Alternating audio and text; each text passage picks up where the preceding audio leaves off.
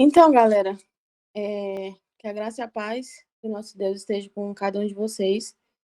É, é uma honra, né, estar aqui, poder compartilhar um pouquinho da palavra de Deus com vocês e com todas as outras pessoas que irão ouvir. Já tem uns 2 meses, mais ou menos, e 3, que eu tenho acompanhado, né, esse movimento. E do outro ciclo, eu não consegui no dia, porque teve um imprevisto, mas hoje, para honra e glória de Deus, eu estou aqui, nervosa, os batimentos acho que tá 200, se vocês pudessem me ver, minha mão tá tremendo, porque só tem fera aqui, só tem gente cheia do Espírito Santo de Deus, pelas ministrações que eu já acompanhei, e louvo a Deus pela vida de vocês. Eu quero falar hoje sobre a vida de Estevão. Desde quinta-feira, né, quando eu olhei lá que eu iria trazer hoje uma palavra, eu comecei a orar e a falar com Deus e: "Senhor, me fala alguma coisa no meu coração, revela, né, a tua palavra, o que que o Senhor quer que eu fale". E Deus falou muito comigo, sobre vinha um nome na minha cabeça: Estevão, Estevão, e eu fui, né, me aprofundar na vida de Estevão. E é uma história muito marcante, né, impactante, e que edificou muito a minha vida. E eu creio em nome de Jesus que vai edificar a vida de vocês também. Abre a Bíblia de vocês em Atos, capítulo 6. A gente vai ler alguns versículos. E Estevão, ele foi um grande homem, né, que sua história é contada em apenas 2 capítulos, Atos 6 e 7. E ele foi um dos 7 homens escolhidos para diácono no trabalho de servir as mesas, naquela época. Pois naquela época a igreja vinha crescendo muito e aumentando o número de discípulos, e alguns judeus de fala grega começaram a reclamar que os judeus de fala hebraica estavam esquecendo de servir, né, os alimentos às suas viúvas. Então os apóstolos se reúnem e decidem escolher 7 homens. E a primeira coisa aqui que me chama a atenção nessa história, a primeira lição, é sobre as características que esses homens tinham que ter. E aqui lá em Atos 6:3 diz assim: "Por isso, irmãos, escolham entre vocês 7 homens de boa reputação, cheios do espírito e de sabedoria, para os encarregamentos desse serviço".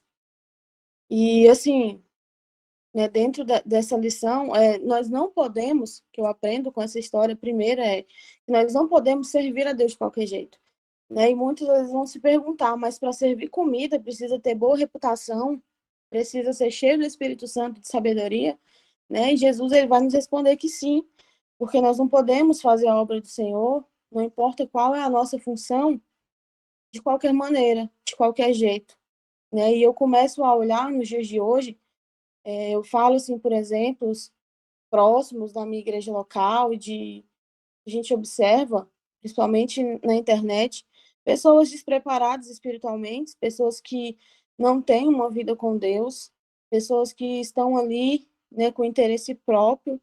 E na internet a gente vê muita gente querendo engajamento e tudo, porque hoje o cristianismo, o gospel, virou mercado, infelizmente. Tem muita gente que está aí somente pensando em bens materiais, em seus próprios interesses, né? E aqui nós vemos e nós levamos um puxão de orelha, porque para servir um simples alimento, nós precisamos ter boa reputação, nós precisamos ser cheios do Espírito de Deus, nós precisamos de sabedoria, né? Então, que viemos aprender isso.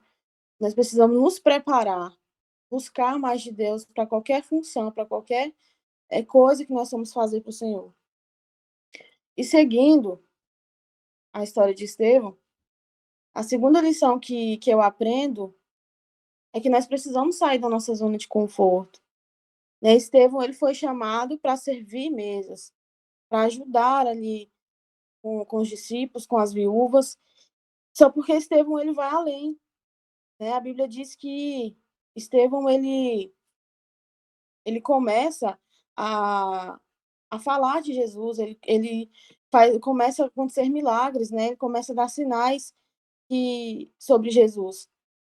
E aqui no versículo 5, quando eles escolhem, né, que repete novamente: "O aparecer agradou a todos, então elegeram Estevão, homem cheio de fé e do Espírito Santo". E aqui já no versículo 8, diz assim: "Estevão, cheio da graça e de poder, fazia prodígios e grandes sinais entre o povo". Então Estevão, ele foi além daquilo que ele foi chamado, né, porque ele entregou a sua vida verdadeiramente a Jesus, e ele sabia, né, o porquê que Jesus morreu por ele, por aquelas pessoas. Então ele teve a necessidade de ir além. Ele mergulhou no Senhor, ele começou a falar, ele começou a a fazer grandes sinais e prodígios no meio do povo.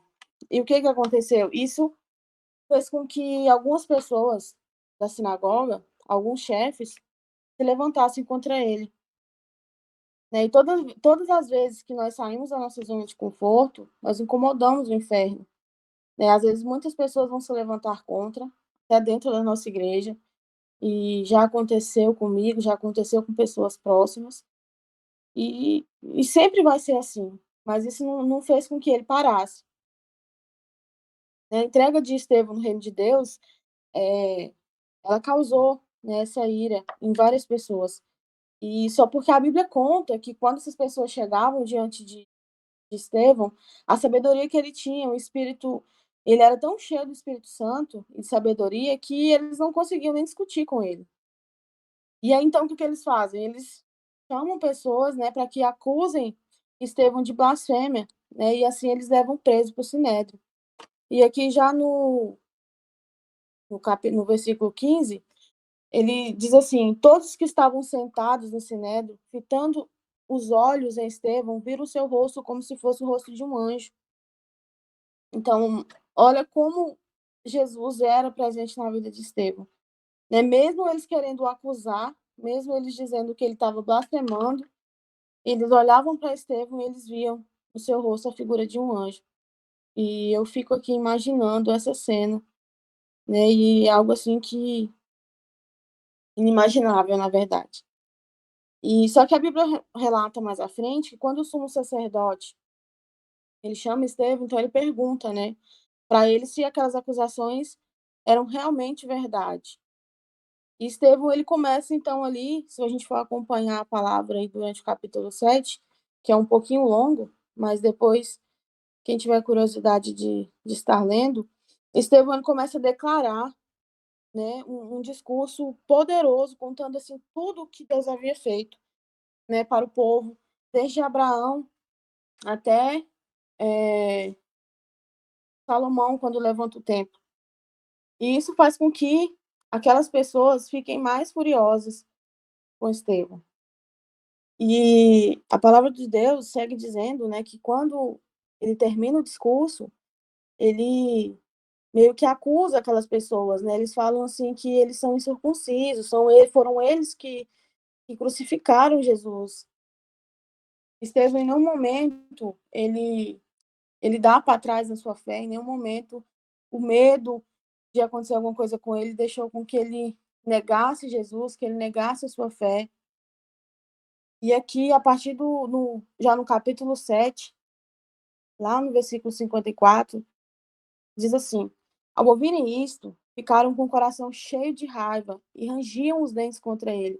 Mas Estevão, cheio do Espírito Santo, fitou os olhos ao céu e viu a glória de Deus, e Jesus, que estava à direita de Deus.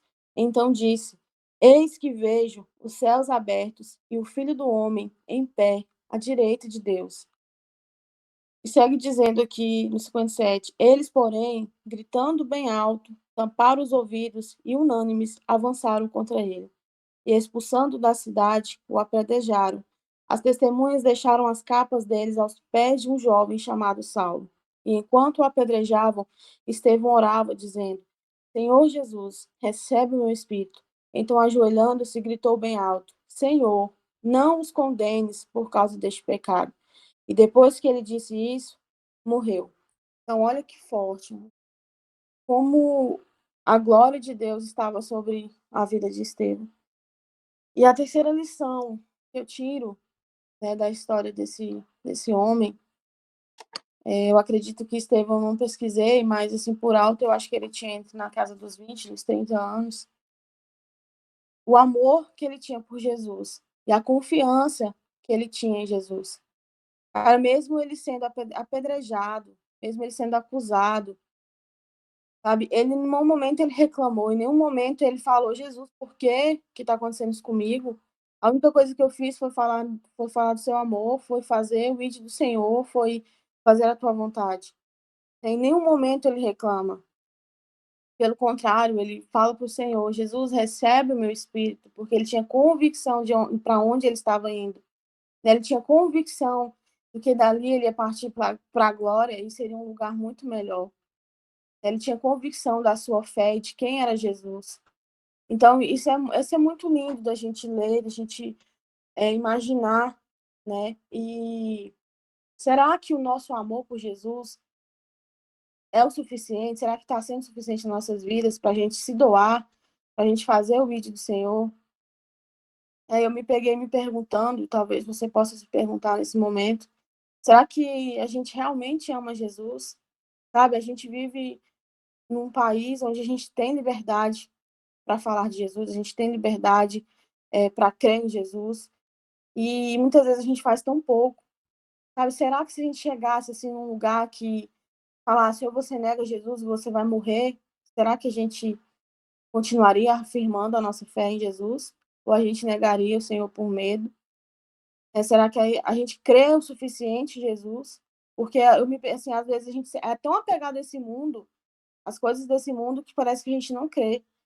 Porque Jesus, ele aqui no mundo, ele só falou assim: "No mundo tereis aflições, mas tende bom ânimo, porque eu venci o mundo". Jesus não nos prometeu bênçãos aqui no mundo, Jesus não nos prometeu que nós seríamos, felizes para sempre aqui nesse mundo, não, pelo contrário. Mas Jesus nos prometeu um céu sem choro, sem dor, né. Jesus nos prometeu um céu sem sofrimento, uma morada nova, mas às vezes a gente se apega tanto aqui, né, a gente tem tanto medo de morrer, e aí eu fico me perguntando: "Meu Deus, eu preciso ter a fé que Estevão tinha. Eu preciso crer como ele cria em Jesus, eu preciso ter essa convicção, porque se um dia eu precisar negar a minha fé, eu não vou fazer", sabe. Então, assim, são coisas que eu acho que todo cristão deve, né, se perguntar e pedir para o Senhor, não deixar que a gente se enfraqueça, não deixar que a gente duvide de quem é Jesus e para onde nós vamos com ele, né, não duvide da vida eterna. Então, assim, que a gente possa amar Jesus como Estevão amava, né. E seguindo aqui mais embaixo, a última lição e reflexão que essa história me traz é o amor que Estevão tinha pelas pessoas. Estevão não amava só Jesus, Estevão amava o seu próximo, Estevão amava aquelas pessoas. E quando ele olha aqui para Jesus e fala: "Senhor, recebe o meu espírito", eu fico imaginando uma cena de um homem, talvez um jovem, chorando, né, olhando para o céu, contemplando Jesus em meio às lágrimas, porque eu tenho certeza que ele estava sentindo dor, com todas aquelas pedras e de todos os tamanhos, né, de várias intensidades ao mesmo tempo. E ele olha para o céu, contempla Jesus e pede para Jesus receber o seu espírito. E mais embaixo aqui, a Bíblia diz que ele se ajoelha e grita bem alto: "Senhor, não condenes por causa deste pecado". Então olha o amor que Estevão tinha pelas pessoas, por vidas, por almas, né, mesmo sendo aquelas pessoas que causavam a sua dor, em meio à dor que ele estava sentindo, eu fico imaginando ele se arrastando, tentando ficar de joelho, talvez ele caía e levantava até que ele conseguiu,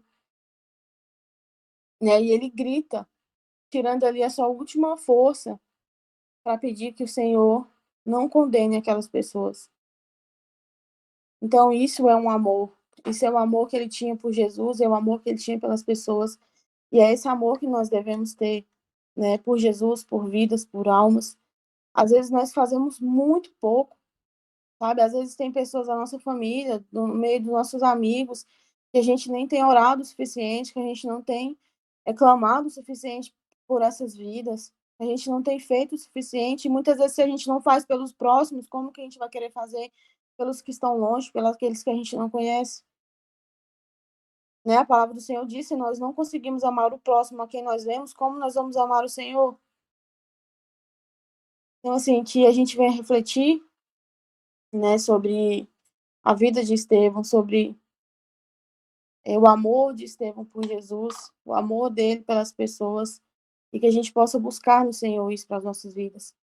É que todos os dias a gente venha pedir: Senhor, me ensina a te amar sobre todas as coisas e o meu próximo como a mim mesmo, porque não é fácil.